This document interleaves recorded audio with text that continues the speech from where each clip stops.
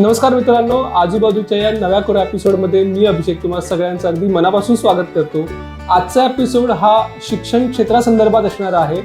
Interior designing ह्या क्षेत्रामध्ये आपल्याला करिअरच्या कुठल्या संधी आहेत, इंटिरियर डिझायनिंगचा अभ्यास कोणी करावा आणि इंटिरियर डिझायनिंगच्या अभ्यासक्रमामध्ये नक्की काय शिकवलं जातं, ह्या सगळ्या विषयांवरती आज आपण चर्चा करणार आहोत. आज या विषयावरती चर्चा करायला आपल्यासोबत आहेत आयशना प्रधान मॅम. आयशना प्रधान मॅम या रचना संसद कॉलेजमधील इंटिरियर डिझायनिंग ह्या फील्डमध्ये HOD आहेत. तर आयशना प्रधान मॅम, तुमचं आजूबाजूवरती अगदी मनापासून स्वागत. थँक्यू सो मच अभिषेक. मला फारच बरं वाटते की इंटिरियर डिझायनिंग हा सब्जेक्ट तू ह्यावेळी चूज केला आणि मला इन्व्हाइट केलं ह्याच्यासाठी. Thank you so much for. माझ्याकडे इंटिरियर डिझायनिंगसाठी तुम्ही हा एक बेस्ट ऑप्शन होतात म्हणून मी तुम्हाला विचारलं आणि तुम्ही अगदी पहिल्या प्रश्नालाच माझ्या होकार दिलात. सो मी मोटिवेट झालो आणि लवकरात लवकर हा एपिसोड एक्झिक्यूट करायचा म्हणून मी तुमच्या पाठी लागलो. तेव्हा तुम्ही इथे आल्याबद्दल तुमचे मनापासून आभार. माय प्लेजर एंटायरली. सो मॅम, तुम्ही आर्किटेक्ट आहात, मग तुम्ही इंटिरियर डिझायनिंगमध्ये कसे आलात? सो ह्याला ना एक छोटं बॅकग्राऊंड आहे की मी एका महाराष्ट्रीयन फॅमिलीमधनं आहे आणि आपलं टिपिकल सिम्पल अपब्रिंगिंग, असं नाही की पैसे कमी, पण सिम्पल अपब्रिंगिंग की घर सिम्पल, राहणीमान सिम्पल. पण आमचे बाबा, त्यांचे जो फ्रेंड सर्कल होता तो आर्किटेक्ट्स आणि बिल्डर्सचा होता. त्यामुळे मोठी मोठी घरं बघणं, व्हेरी वेल डन अप इंटिरियर्स बघणं हे लहानपणीपासून आवडायचं मला आणि दिसायचं. त्यामुळे काहीतरी वेगळं करायचं, डॉक्टर नाही होणार, इंजिनियर नाही होणार हे नक्की, कारण का त्याच्यात खूपच जास्त काम लागतं असं मी ऐकते. इंटिरियरसाठी भरपूर काम लागतं, खूप लागतं. पण त्या बेसिसवरती आर्किटेक्चर मध्ये जाऊन हिम्मत केली आणि ऍडमिशन घेतलं. आणि बेस्ट पार्ट, आर्किटेक्चर मध्ये घुसल्यानंतर 2 वर्षांनी कळलं की अरे आर्किटेक्चर पण नाही मला करायचंय. त्याच्यामध्ये इंटिरियर्सचा फक्त स्कोप जो आहे, जे मला ऍक्च्युली खूप आवडायचं लहानपणीपासून, कारण मी बघितल्या एवढ्या छान वस्तू, ते मला परस्यू करायचंय. पण अपब्रिंगिंग आणि बॅकग्राऊंड असल्यामुळे एकदा लाईनीमध्ये शिरलं की सोडायचं नाही, कम्प्लीट करूनच बाहेर पडायचं. त्यामुळे आर्किटेक्चर पण फिनिश केलं. 5 वर्षांचा कोर्स असतो आपला 12वी नंतर, तो फिनिश केला. आणि मग जेव्हा मी इंटर्नशिपला बाहेर पडली तेव्हा मी एका आर्किटेक्टकडे लागली कामाला, ज्याच्याकडे फक्त इंटिरियर्सची कामं होती. सो माझा जर्नी ऑफ इंटिरियर्स म्हणाल तर तिथपासून टोटली सुरू झालाय. I was very passionate and I loved what I did. मला खूप आवडायचं मी त्या आर्किटेक्टकडे जे कामं करायची, आणि तिकडूनच सुरू झालंय असं मी म्हणू शकेल. तुम्ही आता इंटिरियर डिझायनिंग कॉलेजच्या HOD आहात. बरोबर. तुम्हाला बीइंग अ टीचर राहणं आवडतं? खूप आवडतं कारण तिकडे आमचं रोजचं इंटरॅक्शन असतं स्टुडंट्स बरोबर. आणि स्टुडंट्सची जो पॉझिटिव्ह एनर्जी आहे, जे थॉट प्रोसेसेस आहेत, ते आम्हाला असं रिज्युनेट करतात की नाही, आपल्याला परत काहीतरी बॅक टू ऑफिस जाऊन काहीतरी चांगलं परत ह्या मुलांसाठी करायलाच पाहिजे. त्यामुळे I enjoy my work thoroughly. खूपच आवडतं. तुमच्याकडे तुमच्या स्टुडंटना बरेच क्वेश्चन घेऊन येत असतील. आज मी पण तुमच्यासाठी ना खूप क्वेश्चन्स इकडे घेऊन आलेलो आहे. एक पूर्ण लिस्ट आहे. पण मला माहिती आहे, जसं मी तुम्हाला ओळखतो, की हे प्रश्न सुद्धा कमी पडतील. त्याच्यामुळे ह्या प्रश्नाव्यतिरिक्त जर तुमच्याकडे काही इन्फॉर्मेशन असेल तर ती तुम्ही आम्हाला द्या. नक्की. That's what I expect. तर पहिला प्रश्न माझा असा आहे की इंटिरियर डिझायनिंग हा आजच्या स्टुडंटसाठी एक चांगला एज्युकेशन पर्याय आहे का, आणि असेल तर तो कसा? सो लकीली आमच्या वेळी, म्हणजे मी स्वतःची जरा वेगळीच वेळ बोलते, आमच्या वेळी इंटिरियर डिझायनिंग म्हणजे आयदर रेसिडेन्शियल असायचं किंवा कमर्शियल. जास्त काही ऑप्शन्स नव्हते. अजून काही जे ऑप्शन्स आहेत त्यावेळी पण होते, ते आम्ही इंटिरियर डिझायनिंगला असोसिएट करायचे नाही. आता फॉर एक्झाम्पल, तुमची एवढी मोठी मोठी वेडिंग्स होतात, इव्हेंट्स होतात, राईट, त्याच्यामध्ये किंवा आपली वेब सिरीज बोला, मूवीज बोला, त्याच्यामध्ये सेट्स तर असतातच ऑफकोर्स. पण हे सेट्स कोण करायचे? आधी somebody without a designing background तो करायचा. पण आता त्याच्यामध्येही आपल्या इंटिरियर डिझायनर्सना जास्त स्कोप आहे, कारण का त्यांच्याकडे बेसिक ते एड्युकेशन असतं, ओके, फॉर्मल एड्युकेशन मिळालं असतं, आणि मग तुम्ही सेट डिझायनर म्हणून मग इव्हेंट्स करता, थिएटरचे बॅकड्रॉप्स करता, हे एक फाटा फुटतो. ओके, लेट्स जस्ट सी, आपल्या इकडे एक लाईट फिटिंग आहे. आता लाईट फिटिंगसाठी नॉट नेसेसरी अन इंटिरियर डिझायनर, ॲक्सेप्टेड आहे. आता एवढे वर्षात पण केवढी लाईट फिटिंग आली आहे, सोफा आली आहे. पण if you have a background of interior designing, then you have an upper hand. म्हणजे तुम्हाला जास्त नॉलेज असतं आणि त्या प्रॉडक्टला डिझाईन करायला तुम्हाला जास्त स्कोप मिळू शकतो. ओके, तुम्ही आता जसं बघा की प्रोजेक्ट मॅनेजमेंट, की एक प्रोजेक्ट करायचा आहे. आता जर तुम्ही क्वालिफाईड नसाल इंटिरियर्स पर्स्पेक्टिव्हनी, तुम्हाला जर इंटिरियर डिझायनिंगचं बॅकग्राऊंड नसेल, तर तुम्ही प्रोजेक्ट कसं मॅनेज करू शकाल? वेरॅज तुम्हाला जर असलं आधीपासून, तुम्ही एक इंटिरियर डिझायनर असलात, तर यू नो एव्हरीथिंग, काय प्रोज आहेत, कॉन्स आहेत, and you can manage the project very well. So interior designer त्यावेळी, आमच्या वेळचे, आणि इंटिरियर डिझायनर आता खूप आहे. अजून एक फाटा आहे तो interior styling. This is very much taking up, आणि खूप छान प्रोफेशन होतं. इंटिरियर स्टायलिंग म्हणजे काय असतं की तुम्ही एक स्पेस डिझाईन करून गेलात, म्हणजे लेट्स से एक प्रोफेशनल आर्किटेक्ट किंवा डिझायनर करून गेला, पण आता असं होते की तिकडच्या पर्सनला एवढं डिटेलिंग माहीत नसणार की अच्छा चांगले कर्टन्स काय दिसतील, ओके, काहीतरी क्युरिओस ठेवायचे असतील, काय वाज ठेवायचा असेल, कसा ठेवायचा, काय ठेवायचा, कुठला ठेवायचा, कुठे जाऊन शॉपिंग करू. तर we have professionals who help the clients, असं क्लायंटला पूर्ण प्रोजेक्ट करून देतात. ओके. म्हणजे आत्तापर्यंत इंटिरियर डिझायनिंग म्हणजे आपण काय विचार करत होतो की फक्त घरं सजवणं किंवा ऑफिसेस रिडिझाईन करणं. करेक्ट.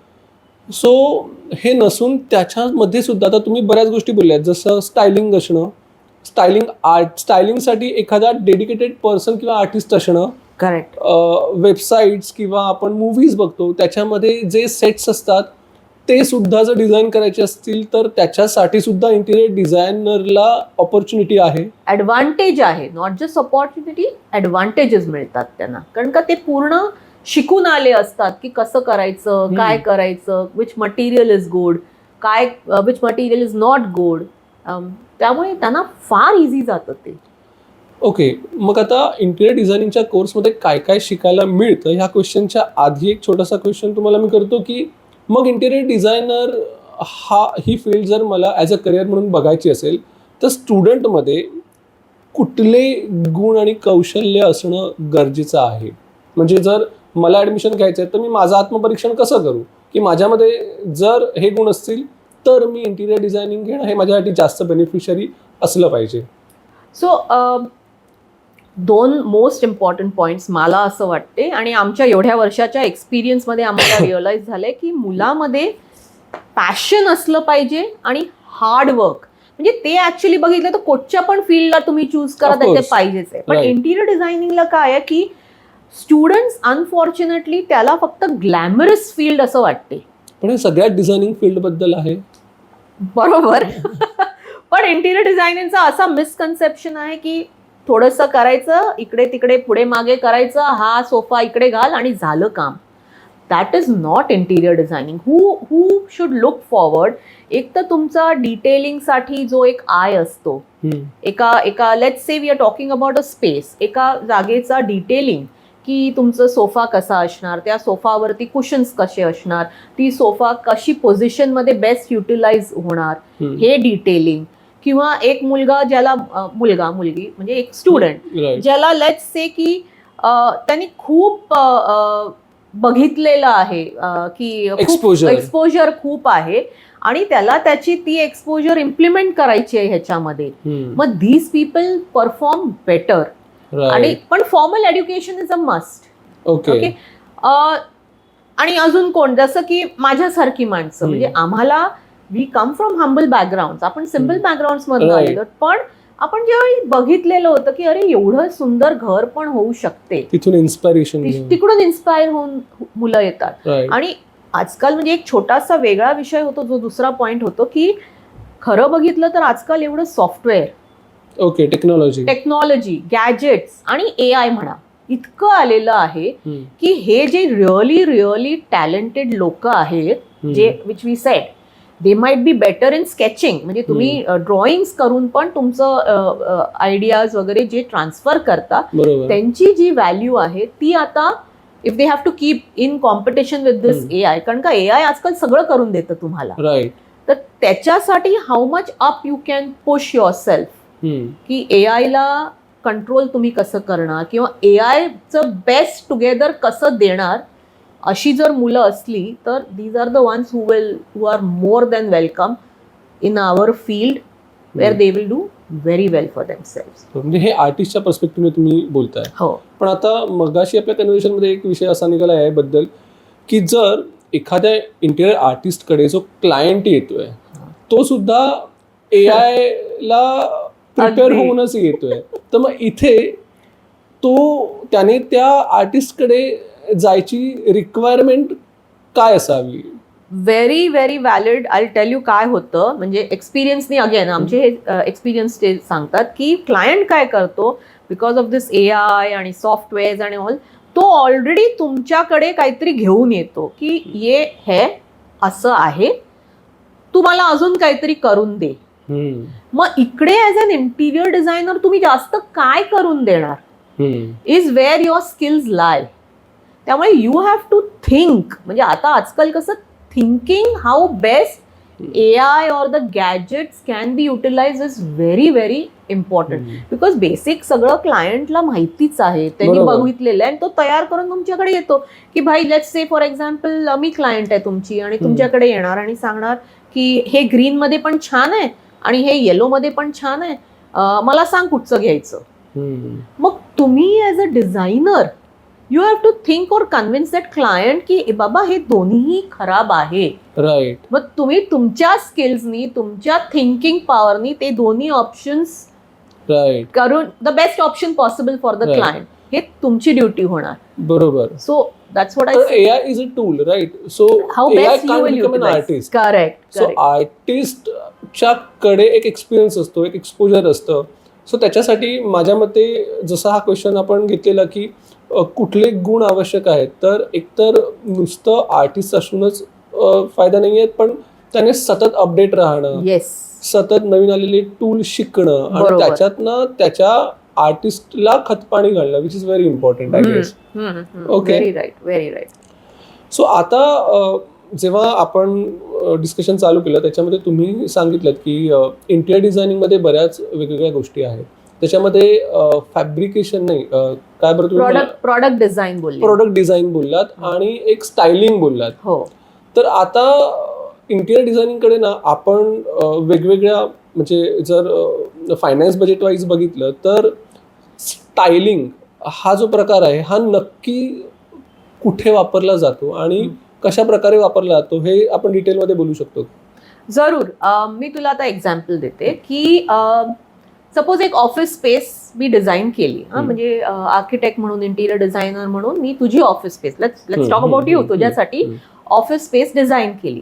आता त्या ऑफिस स्पेसमध्ये मी छान एक तुला वॉल युनिट करून दिलं which is according to your approval, आणि तुझं फिनिशिंग पण, म्हणजे ते विनियरनी केलेलं आहे किंवा लॅमिनेट्सनी केलेलं आहे की व्हॉट एव्हर, सगळं तुझं अप्रुव्हल करून मी प्रोजेक्ट पूर्ण फिनिश केलंय. पण त्या वॉल युनिटमध्ये मला जर काय डिस्प्लेला ठेवायचंय तर त्या डिस्प्लेमध्ये पण आपल्याला काहीतरी रंगसंगती पाहिजे की तुझं जे एंटायर ऑफिस आहे, so that should not be like an eyesore. ती जी डिस्प्लेची वस्तू आहे ती एकदम आयसोर नाही वाटली पाहिजे अख्ख्या ऑफिसमध्ये. It should blend well or it should look as per your taste or reflect your personality. This is where the stylist comes in. घरासाठी. ओके, घरासाठी माझं बेडरूमचं झालंय सगळं, बेडरूम पूर्ण झालं, रेडी आहे. आता लेट्स जस्ट से, मी एकदम रॅन्डम कलर्स बोलते, नॉट नेसेसरी हे कलर्स कोणी वापरतात, पण रेड वॉल आहेत.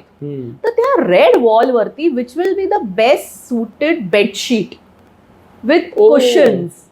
बरं, कुशन्स म्हणजे आजकाल तर एवढं कुशन्स मध्ये आहेत की आपले टिपिकल 2 कुशन ठेवून चालत नाहीत. देर आर सिरीज, साइजेस असतात. मग ते बेस्ट कोटचे वापरायचे, कोटची रंगसंगती सुंदर दिसेल की तुमची ती रेड वॉल जी आहे ती आयदर सबड्यू होणार किंवा ऍसेंच्युएट होणार, पण तुमचं ते बेडचं सेटिंग मायक्रो लेवलला मायक्रो लेवलला पण people are willing to spend, कारण का त्यांच्याकडे तसा टाइम पण नसतो आणि टेस्ट पण नसते. त्यामुळे इंटिरियर डिझायनरचा बॅकग्राऊंडवाला माणूस कसं अजून हेल्प करतो आणि त्यांना त्याच्यावरती म्हणजे पर्सेंटेज वेनी ते कामं करतात. सो खूप स्कोप मिळतो ज्यांना खरंच टेस्ट आहे, पेशन्स आहे ऑफकोर्स. कारण का तुम्हाला याच्यामध्ये काय असते, क्लायंटचं अंडरस्टँडिंग करून घ्यायचं असते की उद्या I love maybe whites आणि as a stylist you can't suggest them wear something pink किंवा पुट समथिंग पिंक. तर तुम्ही ते अंडरस्टँड क्लायंटला करता, मग त्या स्पेसला अंडरस्टँड करता. So it's a very big thing. अजून एक की आता इंटिरियर डिझायनिंग हा जर आपण कोर्स बघितला ना, तर तो वेगवेगळ्या ठिकाणी ना वेगवेगळ्या ड्युरेशनचा असतो. करेक्ट. ओके. बरोबर. सो काही ठिकाणी मी 1 वर्षाचा पण बघितलाय, काही ठिकाणी 3 वर्षाचे प्रोग्राम्स आहेत. तर ओव्हरऑल जर आपण इंटिरियर डिझायनिंग ह्या कोर्सकडे बघितलं तर आपल्याला नक्की काय शिकायला मिळतं? बरं. ओके. म्हणजे आता हा एकदम टॉपिक टेक्निकल झाला आणि थोडा वास्ट झाला. म्हणजे हे स्टुडंटच्या perspective. So what I will tell you is की there are degrees in interior designing. Okay. जी 12वी नंतर केली जाते. There are diploma courses in interior designing जी 10वी नंतर केली जाते. आणि भरपूर प्रायव्हेट कोर्सेस बाय इन्स्टिट्यूट्स पण रन केले जातात जे 1 वर्ष 2 वर्षाचे असतात. Now again I am nobody to comment about any private institutes, what kind of course ते कंडक्ट और what is the education they impart, त्याच्याबद्दल मी नाही कमेंट करणार. So what I can very safely comment is about the degree which is associated with Mumbai university. Okay. आपल्याकडे एक छान degree आहे 12वी नंतर मुंबई युनिव्हर्सिटी बरोबर असोसिएटेड आहे. ती 3 वर्षाची असते. मुलांना फार छान शिकवतात, त्याच्यात इन डिटेल इन डेप्थ शिकवतात. And it's like a proper BCom तुम्ही म्हणता, BSc म्हणता, तशी 12वी नंतर 3 वर्षाची ही डिग्री आहे. सेकंड इज अ डिप्लोमा जे MSBTEचा डिप्लोमा आहे, Maharashtra state board of technical education. त्यांचे फार सुंदर शॉर्ट टर्म चे डिप्लोमा आहेत. मग ते 3 वर्षाचा पार्ट टाइम आहे आणि 2 इयर्सचा फुल टाइम आहे.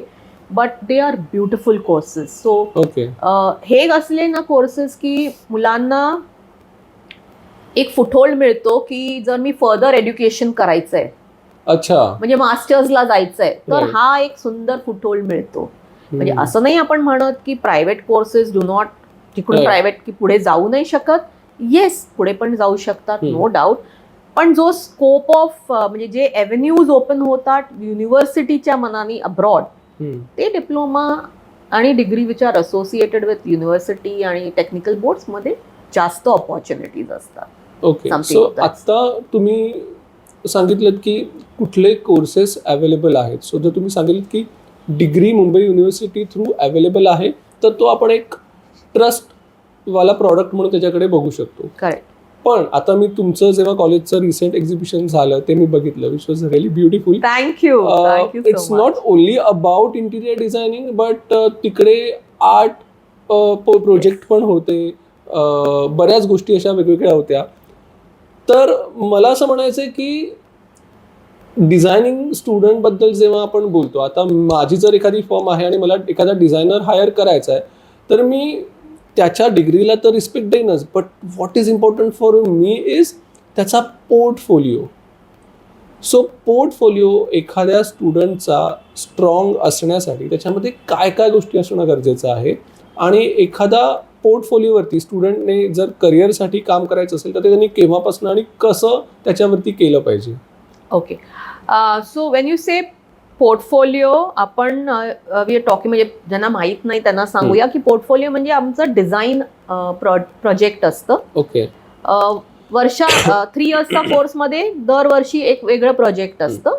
आणि काय असतं की every student has an space same असते, जागा सेम असते, पण त्याच्यामध्ये स्टुडंट वेगळं वेगळं डिझाईन करतो.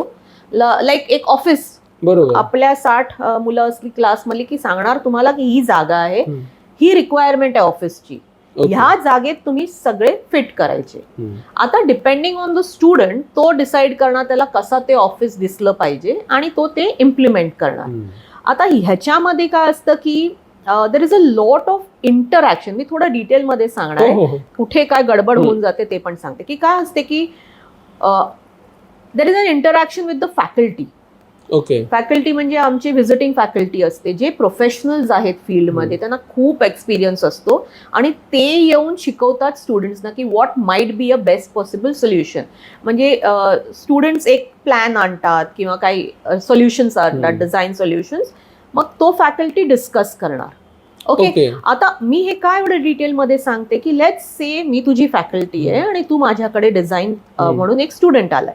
नाव मी as a faculty I should see to it की मी माझे आयडियाज त्याच्यामध्ये नाही आले पाहिजे, but I should guide your ideas and your thoughts and help them improvise. Okay. Now you as a student, म्हणजे it all depends. Why am I saying again, मी 10 वेळा बोलते की it all depends as a student how you want to portray that. Like marks पाहिजेत म्हणून मी फॅकल्टीशी agree करून पुढे पुढे गेलं, मग तुझा पोर्टफोलिओ जो असणार तो फॅकल्टीचा थॉट प्रोसेस असणार, स्टुडंटचा नसणार. मार्क कदाचित मिळून जातील पण you will not be happy about it. आणि मग इन द एंड जो पोर्टफोलिओचा एंड प्रॉडक्ट असेल तो कदाचित एवढा खास नसणार. राईट. पण जर you say no sir, no ma'am, तुम्ही बोलता ते बरोबर आहे, पण आपला हा जो थॉट आहे तो पण आपण पुढे जाऊ शकतो, तो पण मला करायचा आहे, बट दॅट विल मीन की you have to put in double efforts. Because तुम्ही त्या फॅकल्टीला कन्व्हिन्स करणार की तुमची पण आयडिया तेवढीच चांगली आहे आणि we can take it further. तुझ्याकडून डबल एफर्ट्स होणार, पण तुझं पॅशन असणार त्या पोर्टफोलिओमध्ये, कारण का तुझ्या मनापासून ते काम चाललंय. So at the end of it तुझा portfolio will definitely I feel better than somebody who has just followed for the marks. So now when you say की पोर्टफोलिओमध्ये काय बघायचं, आता ही तुझी जी थॉट असते, कॉन्सेप्ट्स असतात किंवा थॉट्स आम्ही जे बोलतो, आयडियाज असतात, ते तुम्ही जे आम्ही सांगतो पेपरवरती टाका. जर तुझ्या मनातले नसले तर it's not going to be very impressive. So when माझा पोर्टफोलिओ मी ऑफिससाठी, जॉबसाठी पाठवो किंवा युनिव्हर्सिटीच्या ऍडमिशनसाठी पाठवो, तो खरं म्हणजे माझा पोर्टफोलिओ असा नाहीच आहे, थोडा इन्फ्लुएन्स झालेला असेल. बरोबर. So as a student how do you take the feedback from the faculty, how do you take it ahead, आणि तुम्ही किती सॉर्टेड आहात तुमच्या थॉट प्रोसेसमध्ये, that is the end for the portfolio. की तसा तुमचा पोर्टफोलिओ एंड होऊन फिनिश प्रॉडक्ट दिसू शकतो. ओके. म्हणजे सॉरी. सो पोर्टफोलिओच्या बाबतीत बोलताना तुम्ही असं म्हणालात की पोर्टफोलिओ हे बेसिकली स्टुडंट लेवलला असताना स्टुडंटचं कॅरेक्टर त्याच्यामध्ये जास्तीत जास्त प्रमाणात आलं पाहिजे. येस. पण आता जर आपण हे कमर्शियल लेवलला बघितलं तर जेव्हा तो स्टुडंट बाहेर जाणार आणि क्लायंट्सला जेव्हा अप्रोच करणार, तेव्हा बऱ्याचदा असं होतं की माझे डिझाईन्स, माझा रेफरन्स, माझी पर्सनॅलिटी ही त्या क्लायंट्सपेक्षा वेगळी असू शकते. करेक्ट. आणि जेव्हा मी त्या क्लायंटसाठी त्याची स्पेस डिझाईन करून देणार, तेव्हा मी बिंग अ डिझायनर त्या क्लायंटला कशा प्रकारे रीड करायचं आणि त्याच्यासाठी डिझाईन कशा प्रकारे बनवायचं ह्याचं शिक्षण सुद्धा या कोर्सवेअर मधून त्यांना. हो. सो आता तू जो विचारतोयस ना, आता म्हणजे कसं असणार की मी थोडा ऍड करेल, मग जागा दिली आणि रिक्वायरमेंट्स दिले टू द स्टुडंट आणि त्याच्याबरोबर आम्ही क्लायंट ब्रीफ देतो. ओके. तो पॉइंट माझा मिस झाला. क्लायंट ब्रीफ देतो. तो क्लायंट ब्रीफ तू थोडा ट्विस्ट करू शकतो, or you can keep the same, but then your thoughts have to be reflected as to the client brief. आणि जो हा बोलतोय की येस माझी पर्सनॅलिटी अशी आहे आणि मी अख्खा वेळ नाही, when you step out in the practical world, तुझं डिझाईन पेक्षा क्लायंटला काय पाहिजे, how to keep the client happy, if you don't learn that then you are not going to be successful and you are not going to go anywhere. ते compromises करायला तयार असलं पाहिजे, नुसतंच मी आणि माझं डिझाईन नाही. मोस्ट डेफिनेटली बरोबर पॉईंट बोलला असतो. येस. राईट. सो म्हणजे ह्या गोष्टी एक स्टुडंट पर्स्पेक्टिव्हने आपण बघितल्या. आता अजून एक की जेव्हा मी हा कोर्समध्ये एज्युकेशन घेतोय तेव्हा इंटर्नशिप करणं हे किती महत्वाचं आहे, आणि इंटर्नशिप मधनं जर असेल तर इंटर्नशिप मधनं स्टुडंटला काय काय शिकायला मिळतं? ओके, सो इंटर्नशिप म्हणजे विल जस्ट टेल ऑडियन्सला, इंटर्नशिप म्हणजे काय असते की तुमच्या करिक्युलम मध्येच जर कधी तुम्ही डिग्री करता किंवा डिप्लोमा करता, कंपल्सरी असते की एक तुम्ही 16 आठवडे 18 आठवडे कुठल्या आर्किटेक्ट किंवा इंटिरियर डिझायनरच्या खालती तुम्ही काम करणार, आणि ते तिकडे काय काम केलं ह्याचं तुम्ही बॅक घेऊन येणार आमच्या कॉलेजला, आणि त्याची परत ज्युरी होते किंवा वायवा होते की तू काय शिकून आलास. म्हणजे फॅकल्टी सोबत डिस्कशन होतं? नाही, फॅकल्टी सोबत डिस्कशन पण नाही, मच बेटर दॅन दॅट की तुमचं युनिव्हर्सिटी ज्युरर्स पाठवतात चेक करायला की तू काय 16 आठवड्यात शिकून आलास. तर आपल्या मुलांचं काय असतं की इतकी घाई असते की I want to step out आणि मला हे करायचंय आणि ते करायचंय, विच इज नाईस, पॅशनेट असलं पाहिजे, पण घाई नको असली पाहिजे, एक एक्सपिरियन्स घेतला पाहिजे. जसं मी म्हटलं की आता 6 महिन्याच्या 16 आठवड्याच्या त्या इंटर्नशिपमध्ये मी लागली एका फर्ममध्ये. आपल्याला आधीपासून माहीत असलं तर व्हेरी गुड, पण मुलं एवढी घाईघाईत रिसर्च म्हणजे नीट रिसर्च नाही करत आणि घाईघाईत लागतात, आणि त्याच्या फर्ममध्ये अशीच कामं आहेत, ते फक्त हाऊस म्हणजे रेसिडेन्शियलची आहेत, आणि मग मुलाला 16 आठवड्यानंतर वाटतं की अरे रेसिडेन्शियलमध्ये मला इंटरेस्ट नाही, मला कमर्शियलमध्ये म्हणजे ऑफिसेसमध्ये, मग तो तसा फर्ममध्ये जातो किंवा त्याच्या. सो इंटर्नशिपमध्ये काय असतं की the small nitty gritties of how, जसं रेसिडेन्शियलमध्ये गेला तर तिकडे काय शिकणार, what are the steps in going ahead for a residential, किंवा कमर्शियलमध्ये गेला तर कमर्शियलमध्ये काय स्टेप्स आहेत, किंवा दोन्हीही ते फर्म्स असतात, दोन्हीही ते हँडल करतात, पण स्टेप वाईज म्हणजे पहिली स्टेप काय असते, कारण का आम्ही इकडे बुक नॉलेज देतो करिक्युलम मध्ये, तिकडे प्रॅक्टिकल आणि फील्ड नॉलेज असतं की क्लायंटची मीटिंग कशी घ्यायची, साईट वरती गेल्यावरती काय करायचं. So this internship plays a major role for the student to choose their career ahead. माझ्या बाबतीत मी जर आर्किटेक्टकडे कदाचित गेले असते, म्हणजे मी आर्किटेक्टकडे होते, पण ज्याच्याकडे जर आर्किटेक्चरचे प्रोजेक्ट्स असते तर कदाचित माझं एवढं लक्ष इंटिरियर मध्ये गेलं नसतं. बरोबर, तुम्ही जेव्हा चालू केलं तेव्हा तुमच्याकडे इंटिरियर बेस्ड प्रोजेक्ट होते. करेक्ट, इट वॉज ऑल, आणि आय एन्जॉयड इट, आणि मला खूप आवडली ती कामं, म्हणून I could go ahead. So internship is much needed, आणि बिकॉज आता इंटर्नशिपचं आपण बोलतोय, my request to all students is की तुम्ही at least 2 years you have to work with some architect और इंटिरियर डिझायनर.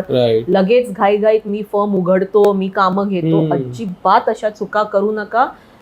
थोडं एक्सपिरियन्स घ्या, थोडं पेशन्स ठेवा, then you can step out and conquer the world.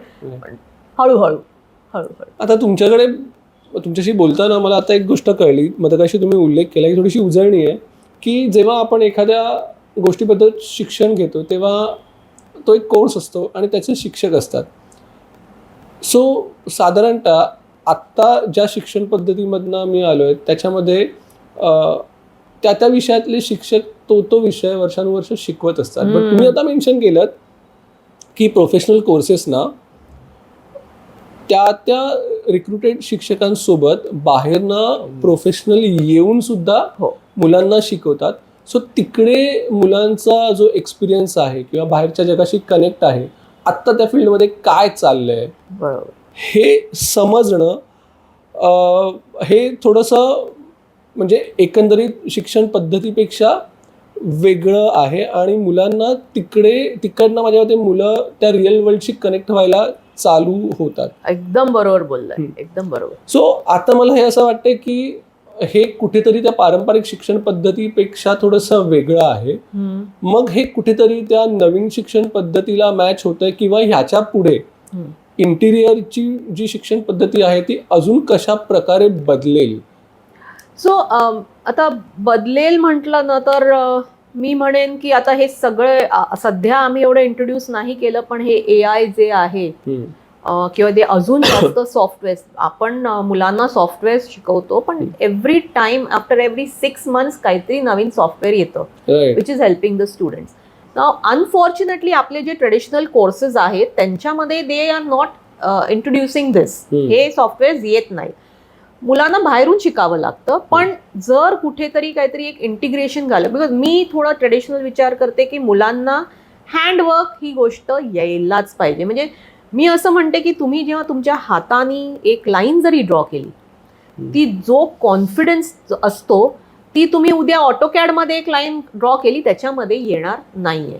म्हणजे माझं असं आहे की लेट्स सी एक्स्ट्रीम केस, एकदम एक्स्ट्रीम केसेस, तुम्ही गेलात क्लायंटकडे आणि तुमच्याकडे म्हणजे आजकाल मुलं जसं करतात की ते टॅब्स घेऊन जातात ना, आणि मग त्याच्यावरती काहीतरी असतं त्यांचं, मग त्याच्यावरती क्लायंटच्या समोर स्केचिंग करून आणि असं तसं करून, नाही तुमचा टॅब त्यावेळी कॉन्क ऑफ झाला आणि तुम्ही करू नाही शकला प्रेझेंटेशन, मग तुमचं काय आन्सर असणार? म्हणजे तुम्ही will you lose a project because you could not draw simple lines and sketching. Whereas तुम्ही जर उद्या कॉन्फिडेंटली गेलात, वापरा ना सगळे टूल्स वापरा, पण ऍट द सेम टाइम तुमच्या हातामध्ये जो कॉन्फिडन्सनी बेसिक्स केले आणि प्रोजेक्ट घेऊन आलात, तो वेगळाच आनंद येणार आहे की मला ठीक आहे यार वो भी नाही, पण काम दुसऱ्यांनी तर झालं माझं. So I am pretty much traditional thinking वालं की हाताचं काम थोडं तर यायलाच पाहिजे आणि मग तुम्ही करा ना, टेक ओव्हर करा सगळं, बाकी टूल्स करा, बट मच नीडेड.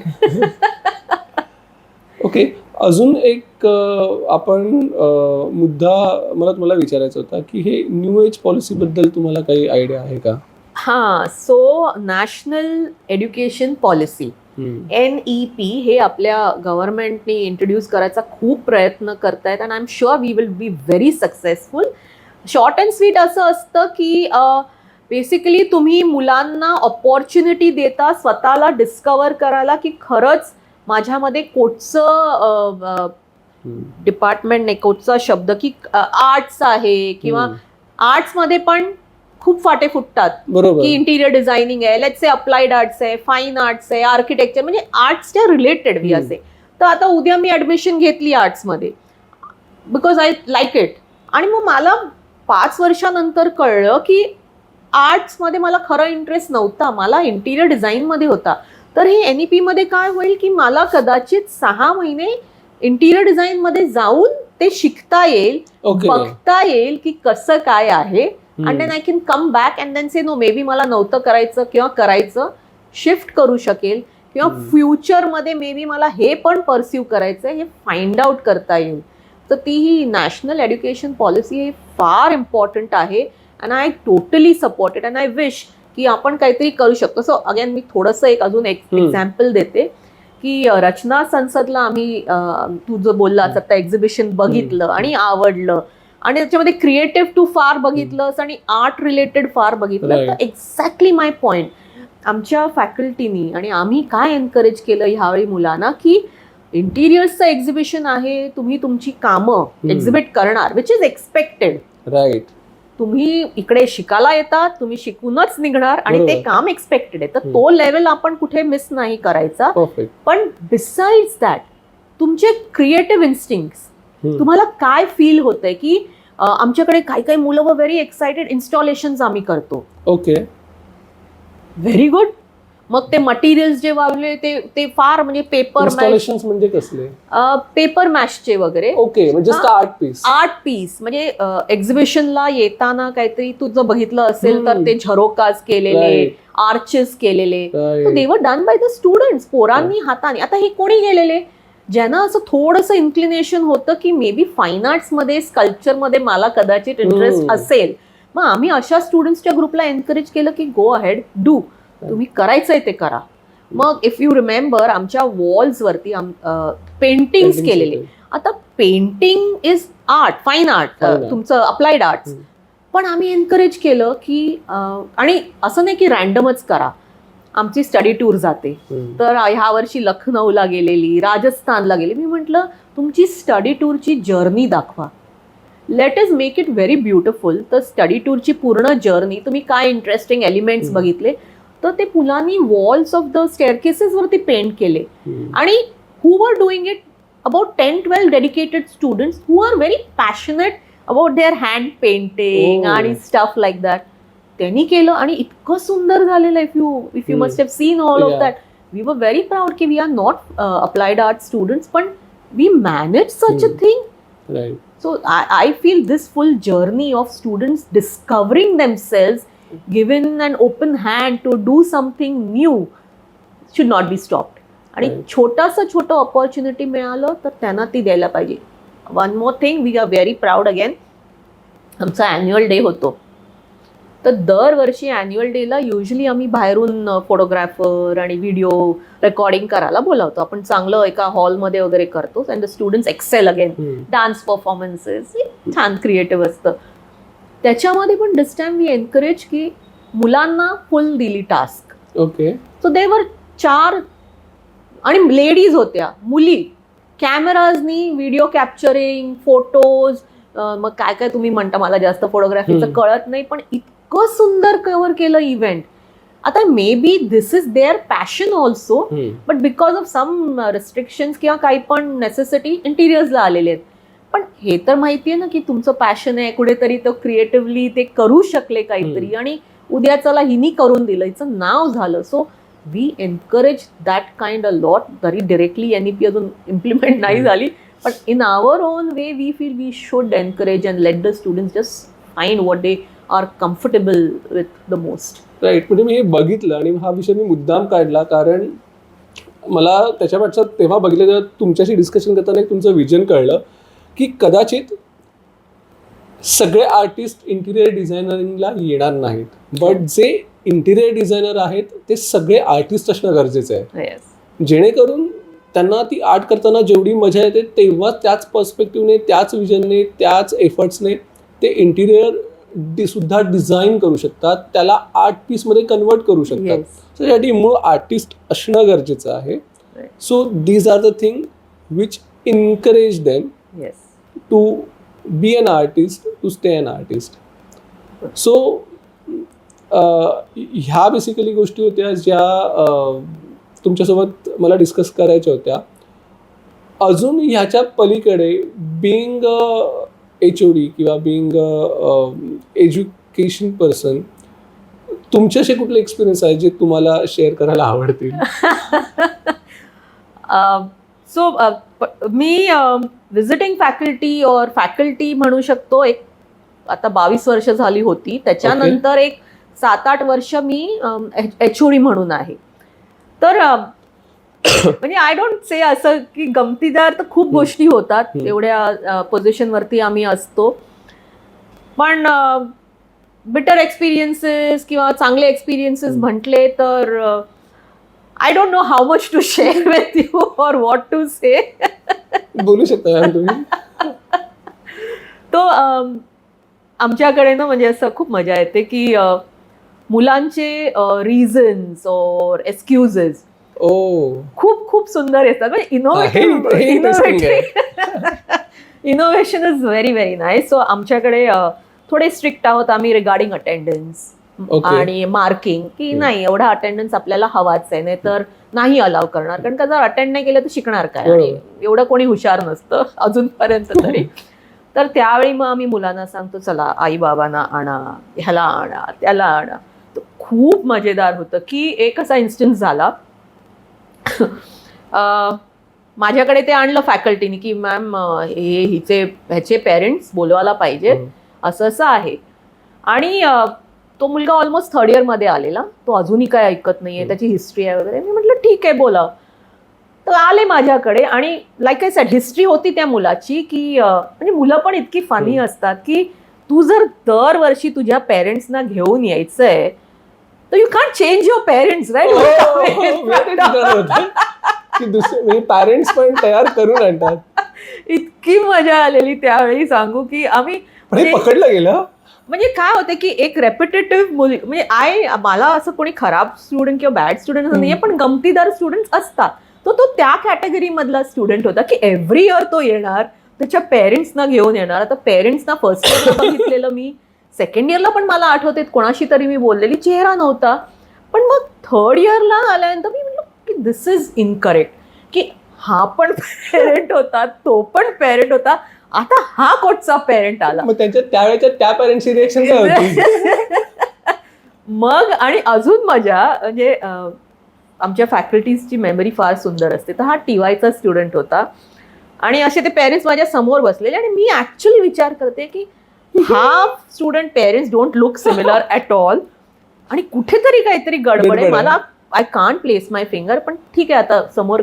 आणि आमची जी सेकंड इयरची एक फॅकल्टी होती जिनी पण पेरेंट्सना त्याच्या आणलेलं त्याच्या सेकंड इयरला, त्यांनी वॉक इन केलं माझ्या ऑफिसमध्ये काय कारणाने. तिने 2 मिनिटं बघितलं माझ्याकडे, स्टुडंटकडे बघितलं आणि पेरेंट्सकडे बघितलं आणि गप्प झालं. मग मला तिने बाहेर बोलावलं आणि मला विचारलं की हे कोण आहेत. म्हणजे ह्याचे पेरेंट्स आहेत. तिचा चेहरा बघण्यासारखा होता. व्हॉट नॉनसेन्स करून ती ओरडली. मग तिने तिचे रेकॉर्ड्स काढले, म्हणजे आमच्याकडे सबमिट करतात ना पेरेंट्सचा ॲड्रेस, पेरेंट्सचं पॅन कार्ड किंवा काहीतरी. जेव्हा जेव्हा तुम्ही भेटायला येता तुम्ही आयडेंटिटी म्हणून काहीतरी दाखवता आम्हाला. तर ह्या पेरेंट्स मी अजून विचारली नव्हती, माझ्या पुढेच येऊन बसलेले. मी म्हटलं बरं दाखव. मग तिने तिच्या रेकॉर्ड्समध्ये दाखवलं गेल्या वर्षी कोण दुसरे parents. My God. So it is hilarious. आमचे एपिसोड जर तुम्हाला एक एक सांगत गेलो ना आम्ही, तर आय मीन स्टुडंट्सना वाटते की आम्हाला कळत नाही. आम्हाला खूप खूप काय काय गमती असतात. येस. बरं, आता अजून एक क्वेश्चन तुम्हाला असा विचारायचा होता की जर मला ॲडमिशन घ्यायचं आहे, मला इंटिरियर डिझायनिंग शिकायचं आहे आणि मुंबई युनिव्हर्सिटीचा कोर्स आपण म्हणतो जर मला करायचा आहे, तर त्याच्यासाठी मला कुठल्या फिल्टर्स थ्रू जावं लागतं, मिनिमम एज्युकेशन क्वालिफिकेशन काय आहे जेणेकरून मी ह्या कोर्सला ॲडमिशन घेऊ शकेन. ओके. सो आता मी माझ्या कॉलेजमध्ये रचना संसदमध्ये बीवोक हा कोर्स आहे इंटिरियर डिझाईनचा 3 इयर्सचा degree, bachelor of vocation interior design. ह्याच्या बाबतीत मी बोलते. त्याला बेसिक क्वालिफिकेशन तुमचं 12th pass or any equivalent pass पाहिजे आपल्याला.